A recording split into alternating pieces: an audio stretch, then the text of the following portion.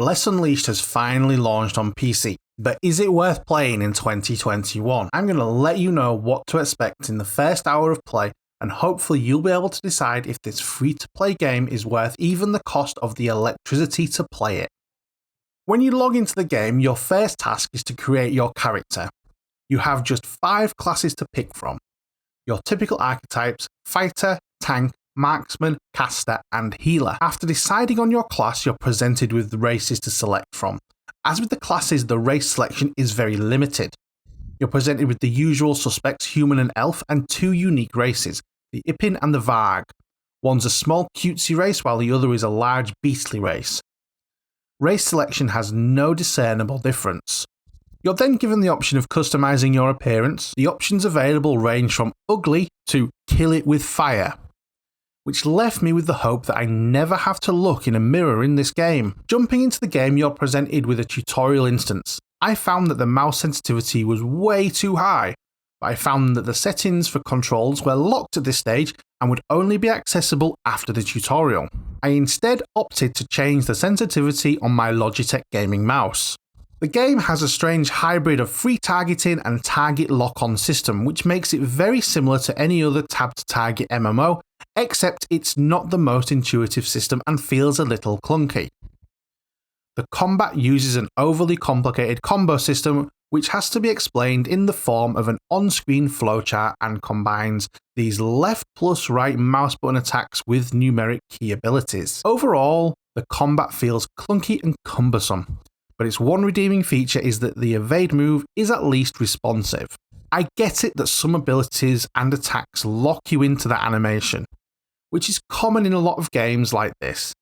My biggest gripe is that after the attack animation is complete, it feels like somebody has dumped a bucket of treacle on top of you, and it just feels so unresponsive. But that's entirely a design choice. I just want the game to feel a little bit more snappy and responsive. You're taught about a stun mechanic whereby at certain times you become stunned and have to button mash your mouse and keyboard to break the stun. It's a different combo for different mobs, some asking for left click, right click and space, while others are requesting a specific key from WAS and D. My brain just is not wired to translate this quickly. I don't think in terms of WAS and D, I think forwards, backwards, left and right. It feels like this game is accidentally discriminating against people with dyslexia. Following the tutorial, you're forced to complete a series of lackluster quests that revolve around some kind of festival. I'm not one for reading, and the lack of any form of voice acting makes the whole event tiresome. The quests revolve around collecting glowing orbs, eavesdropping, and eventually fighting an unwinnable battle. You're then saved by a giant griffin and transported to a separate island. The questline takes you down an uninteresting linear path, fighting wolves, moving crates of fish, fighting bandits, etc. You'll eventually start to find new gear and want to explore the game a little more. This is the point that you'll begin to realise that the game is very much a cut and paste port directly from console.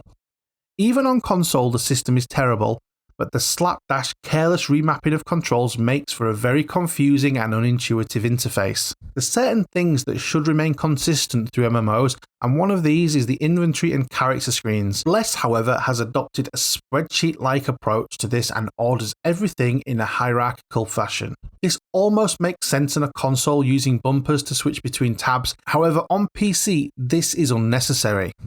To select an item to equip, you tab to the inventory tab, move down the list to the slot type, be presented with a list of items, then simply highlight the item to equip it.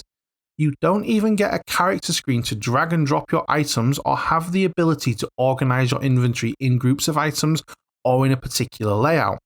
You quite simply get lists upon lists of unorganized items, some of which are equipped and currently in use. Typically in an MMO, you would expect to drag an item from your inventory to your character screen and it no longer be in your inventory. This is not the case here. Overall, this game is just lazy. Lazy content design, lazy implementation, and a lazy port. There are so many things that I found myself finding fault with in this game that are just basic design choices. The map, for example. M to open, M to close, right? Nope. M to open the map, right click to close the map.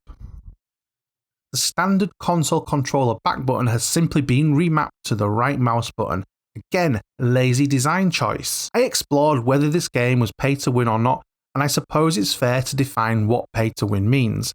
My definition of pay to win is if a game allows you to purchase something from the cash shop over and over again to gain a direct advantage over other people. In Bless, there's an in-game currency called starseeds, and starseeds can be exchanged for items in the central auction house. You can exchange gold for starseeds on a daily basis, but this is limited to a few hundred seeds per day. The cost of items in the marketplace were starting at around 100,000 starseeds and quickly rising to over 300,000 starseeds. Unsurprisingly, I found that you can repeatedly buy starseeds in their cash shop, and while there is a daily cap on how much you can buy per day, you can easily come away with over 500,000 starseeds each day. So yes, in my opinion, this game is pay to win. I feel like this game is simply here to try and tap into another audience in order to make money from a less than adequate product. Overall, I'm going to hard pass on this game. I have given it 3 opportunities to win me over, and I think that's more than enough to say that I have given this game a fair shot. If you're looking for a new YouTube channel to subscribe to for all the latest news, tips, tricks and guides for Bless Unleashed, then sadly this is not the channel for you.